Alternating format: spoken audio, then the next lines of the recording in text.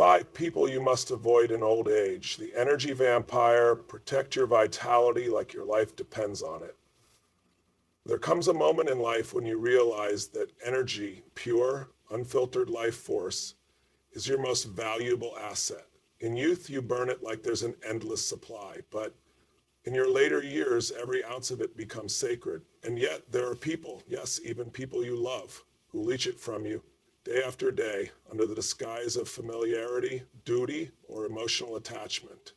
These people don't walk in with fangs and cloaks. They don't announce themselves as destroyers. They come disguised as family members, friends, old colleagues, the ones who always need something, always have a problem, always want to dump their chaos into your lap. And if you're not vigilant, you become their emotional sponge, soaking in stress, resentment, and fatigue that was never yours to carry in the first place. You have to understand something. Energy is not just about being able to run a mile or lift a weight. It's the power that fuels your ability to love, to think clearly, to dream, to create, to contribute. If you let people rob that from you, piece by piece, you wake up one day wondering where your enthusiasm went. You'll ask yourself, why do I feel so tired all the time? But the answer isn't physical, it's emotional theft. The energy vampire is subtle. They don't always scream or shout. Sometimes they play the victim. They tell you life is always unfair to them, that no one helps them, that they're all alone, and suddenly you feel guilty for even having peace. It's the trap. Guilt is the hook, and empathy unchecked becomes the noose. You can love people and still protect yourself from their storm. You can show compassion without becoming their emotional landfill. This is not about selfishness. This is about preservation. Because if you're constantly pouring into others who only drain, you'll eventually have nothing left for the people who genuinely need your light, or for yourself. This is the chapter of life where your presence should be a blessing to others, not a battleground for chaos. You've fought too hard, lived too much, overcome too many storms to let your soul be sucked dry by someone who refuses to take responsibility for their own healing. Let that sink in.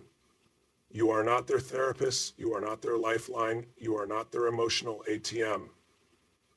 Here's the truth. Energy vampires don't change because you love them harder. They change when they're forced to face the consequences of their own toxicity. And the moment you stop enabling, the moment you set the boundary, you force them to finally sit with themselves. Will they guilt you? Yes. Will they try to make you feel like the bad guy? Absolutely. But you know better. You've awakened. When you cut off the supply, you reclaim your power. Suddenly the fog lifts. You feel lighter. Ideas flow again. You smile without force. Your body feels less heavy. That's not coincidence. That's the power of choosing yourself. This isn't about becoming cold. It's about becoming clear. There is a difference between love and obligation. There's a difference between support and sacrifice. You're not here to be someone's emotional punching bag or their complaint department. You're here to thrive, to inspire, to enjoy the fruits of the wisdom you've earned.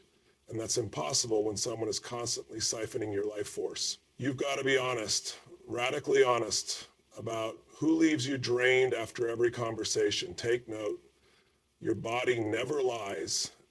Energy vampires survive by keeping you confused, by making you feel like saying no is wrong, or that putting yourself first is selfish. But that's a lie. In fact, saying yes to yourself is the most selfless act you can make. Because when your energy is protected, your presence becomes more powerful for the right people. There's no glory in martyrdom. There's no badge of honor for being drained and depleted. If you want to live your final decades with fire in your belly and light in your eyes, then guarding your energy has to become a daily discipline. It's not optional, it's survival. You don't need permission to protect your peace. You don't need validation to draw the line. The moment you feel someone dragging you down with every word, every complaint, every guilt trip, you stand up, breathe deep, and decide, my peace matters more. And when you make that decision, something incredible happens. You stop shrinking, you stop settling, you stop sacrificing your joy for the comfort of others. And you start living, not just existing, but living with intention, energy, and unapologetic power. The Nostalgia Addict, the past is a place of reference, not residence. There's a trap that catches millions of people as they grow older. And it's not physical decline, it's not financial limitation, and it's not loneliness. It's the seductive grip of nostalgia. It's the belief that the best parts of life are already behind you and that all that's left is to remember. And there are people who live in that trap and they want to drag you into it with them. These are the nostalgia addicts. They speak and remember when more than what if. Their stories are stuck in a loop of decades past and their worldview has calcified. They see life as something that happened, not something that's still happening. And if you're not careful, they will infect your mindset with their stagnation. You've heard them. Things were better back then. People had values. Music was real. The world's gone to hell. Every sentence is a lament. Every conversation is a trip down a sepia-toned memory lane. And what starts off sounding like wisdom eventually reveals itself as surrender because they've stopped growing. You were not designed to decline. You were designed to evolve. But evolution requires vision, and vision requires momentum. You cannot create momentum while staring at the rearview mirror. If the people around you are more passionate about the past than they are curious about the future, they will anchor you to an emotional graveyard. Now let me say this. Yes, the past has beauty. It has lessons. It has memories that shaped you. You honor it, but you don't live there. You don't retire into it. You don't pitch a tent in the cemetery of your former self. Your past is a reference, not a residence. Here's what happens when you spend too much time with nostalgia addicts. You start to believe that your dreams are foolish. You start to feel like your goals are too big for your age. You start questioning your enthusiasm. And worst of all, you stop trying. These people mean well, but their mentality is poison because it convinces you to sit when you should be standing, to observe when you should be acting, to remember when you should be writing the next chapter. And let's be clear, old age doesn't mean smaller dreams. It means deeper ones, richer ones, more purposeful ones. But dreams need fuel, and fuel comes from forward motion. You cannot soar if you're dragging the dead weight of yesterday's glories. The most dangerous people in your life are not the ones who attack your goals. They're the ones who romanticize your past and subtly convince you to stop aiming higher. You are not here to fade, you are here to ignite, to spark change, to create something powerful with the wisdom you've earned. You are still writing your legacy, you are still shaping your story, and nostalgia is a thief that wants to steal the pen out of your hand. Stop entertaining people who worship the past. Start surrounding yourself with builders, dreamers, and rebels. People who are still hungry, still passionate, still exploring new ways to contribute. These are the people who remind you that you still have mountains to climb. There is no age limit on purpose. There is no expiration date on growth. If you're still breathing, you're still becoming. The nostalgia addict has given up that journey, but you don't have to. You can thank the past for what it taught you and then move boldly into the unknown, knowing that the best might just be ahead. You get to choose. Live in the warmth of what was or step into the fire of what could be. One is comfort, the other is transformation. One is memory, the other is destiny. And make no mistake, the second half of your life can be the most powerful, the most vibrant, the most impactful chapter you've ever written, but only if you stop letting people convince you to live like your best days are behind you. They're not. They're waiting to be created. And the first step to creating them is this. Say goodbye to the nostalgia addicts and say hello to your next breakthrough. The subtle saboteur, the friend who keeps you small. Some enemies are easy to spot. They attack you, betray you, or openly oppose your goals. But the most dangerous ones, they hide behind soft voices, warm smiles, and words that sound like love. They don't want to hurt you. They just want to keep you safe. But in reality, they're keeping you small. These are the subtle saboteurs, the people who disguise limitation as concern. They don't tell you to stop chasing your dreams. No, they're smarter than that. They tell you, maybe now's not the time. You've already done enough. Don't push yourself too hard.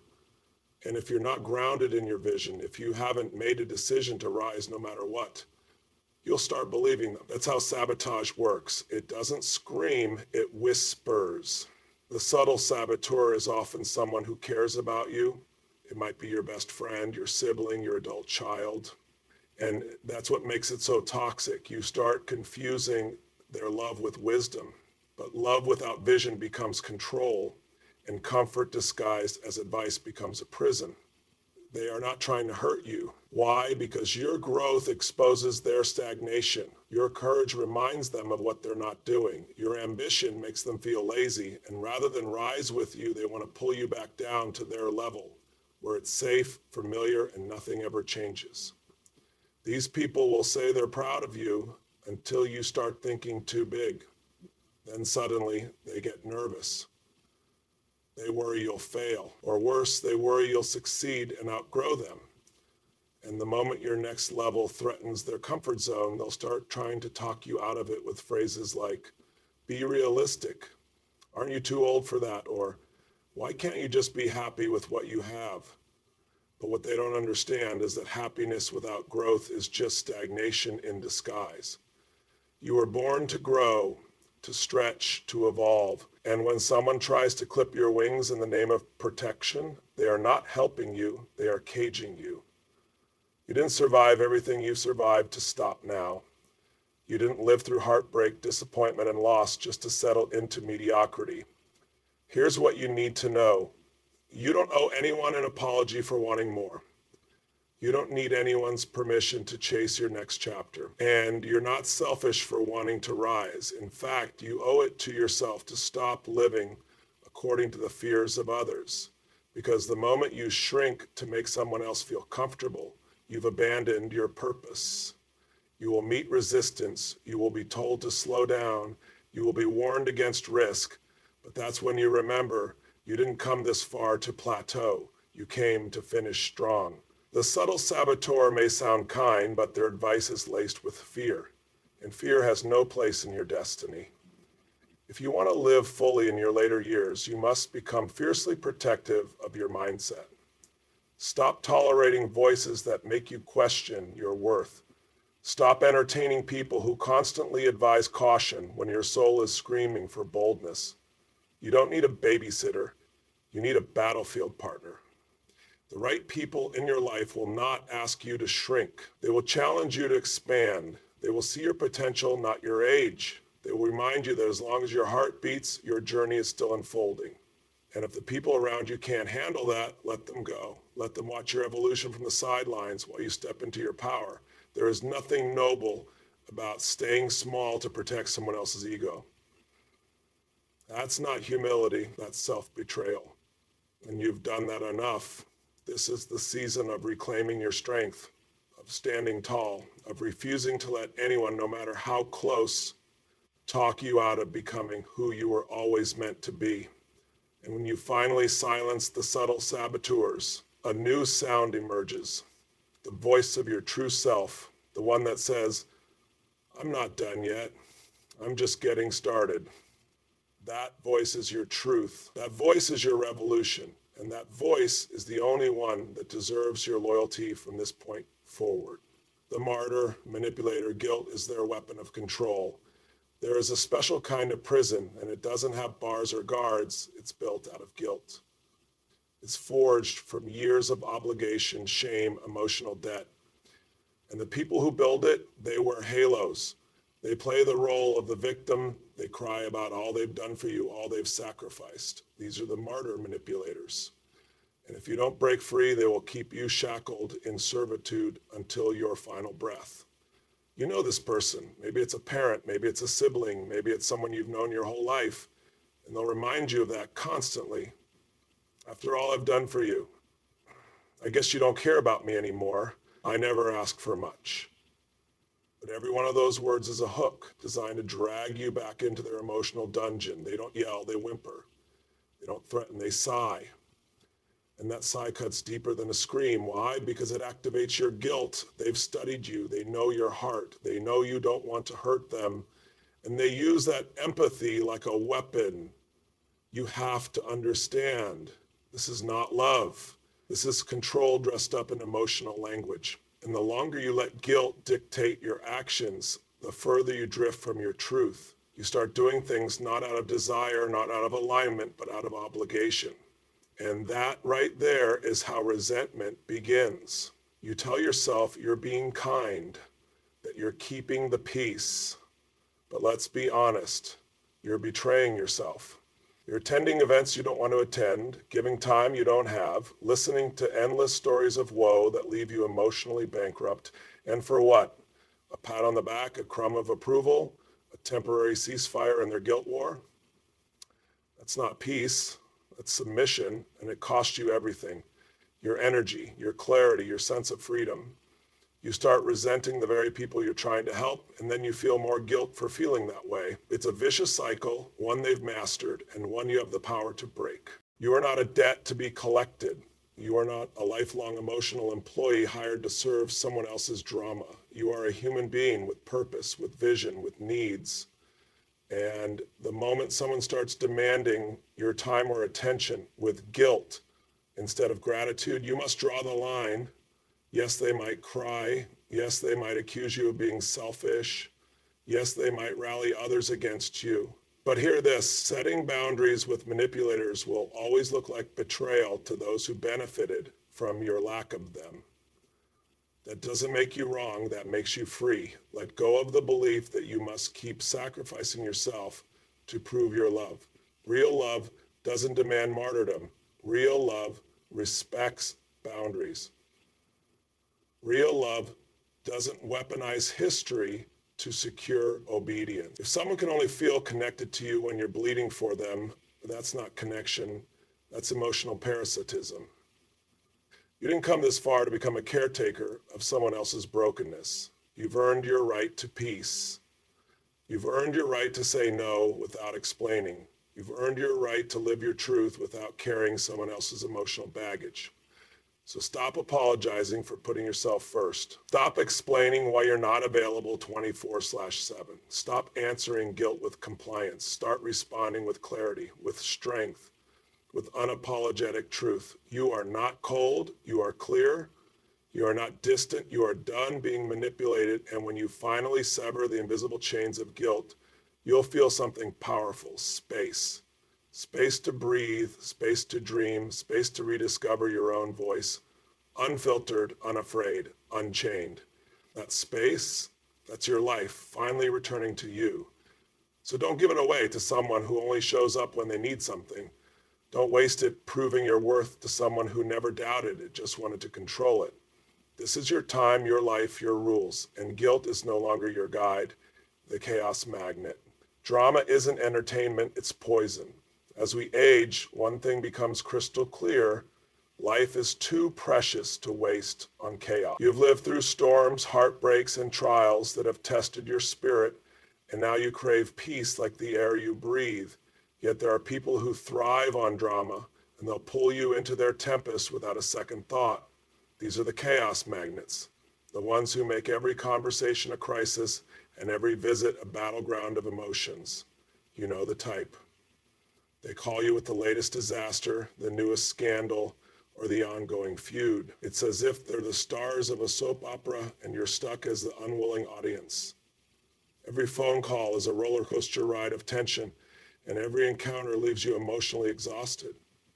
But let's be clear, this isn't entertainment. This is poison, and it seeps into your life if you allow it.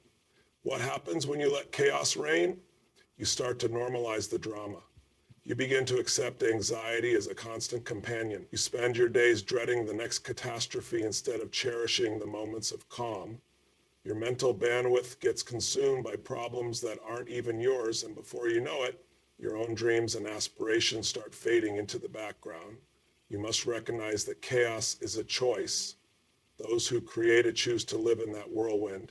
They prefer the thrill of the latest disaster over the tranquility. They'd rather have you as their sounding board than take responsibility for their own issues. And when you engage with their drama, you are complicit in their choice. You are feeding the beast. You are not here to be someone's emotional punching bag. You are not here to resolve every conflict, soothe every tear, or fix every problem. You've earned the right to live a life of peace. And that means you must take a stand against the chaos magnet. You must declare that your time is too valuable to spend in the midst of needless turmoil. When you stop engaging with the chaos, something extraordinary happens. You regain clarity. You reclaim your time. You rediscover your joy. You realize that you have been wasting precious moments on someone else's drama, while your own life quietly waits for you to step back into the spotlight. You can be compassionate without being consumed. You can offer support without allowing their chaos to drown your dreams. You must become fiercely protective of your mental and emotional space. Draw that line in the sand. Refuse to be dragged into their storms. Say, I care about you, but I can't engage in this chaos any longer. Here's the truth. You cannot help someone who is unwilling to help themselves. They must face their own demons. They must learn to navigate their own life without dragging you into the chaos. And if they choose not to, then it's time to step away. Your responsibility is to your own peace, your own growth, and your own legacy, not to be a spectator in someone else's drama-filled life. Imagine living a life free of unnecessary drama. Picture your days filled with meaningful conversations, genuine connections, and enriching experiences. Imagine your heart feeling light, your mind feeling clear, and your spirit feeling alive. That's possible when you let go of the chaos magnets and embrace the peaceful warriors instead.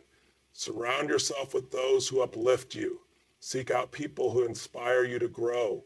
Find those who encourage you to chase your dreams without the distraction of their emotional crises. These are the people who remind you that life is not a battleground. It's a beautiful journey waiting to be explored. You deserve that clarity. You deserve that peace. You deserve a life where your energy is spent on what truly matters, your passions, your purpose, your legacy. And it starts with a simple decision. No more chaos, no more drama, just peace, love, and unyielding strength. Make the commitment today to break free from the chains of chaos. Let the magnets find someone else to cling to. You're on a higher path now, one that leads to fulfillment, joy, and the life you've always dreamed of. And remember, as you move forward, that your journey is a sacred one. Guard it fiercely. Embrace your power. Live your legacy. As we reach the later chapters of our lives, we stand at a critical crossroads, a choice to embrace the freedom that comes from shedding the people who drain our energy, anchor us in the past, sabotage our growth, manipulate our emotions, and create chaos around us. This is not just a call to action. Is a declaration of independence. It's about reclaiming your time, your energy, and your right to live fully. You have spent years battling challenges, overcoming obstacles, and building a life that reflects your strength and resilience. Do not allow anyone, no matter how close they are, to rob you of the peace and fulfillment that you deserve. The people you choose to surround yourself with will shape your experience in profound ways, and you owe it to yourself to be discerning. Let's remember, the energy vampires thrive on your compassion. The nostalgia addicts thrive on your sentimentality. The subtle saboteurs thrive on your fears. The martyr manipulators thrive on your guilt. And the chaos magnets thrive on your attention. Recognize their tactics and don't give them power over your life. Your peace is a priority, your happiness is essential, and your dreams are valid. As you step into this new chapter, surround yourself with those who uplift you, challenge you, and inspire you to chase your wildest dreams.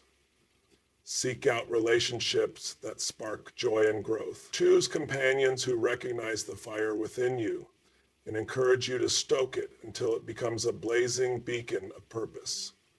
Today is the day you commit to living not just for yourself, but for the legacy you wish to leave behind.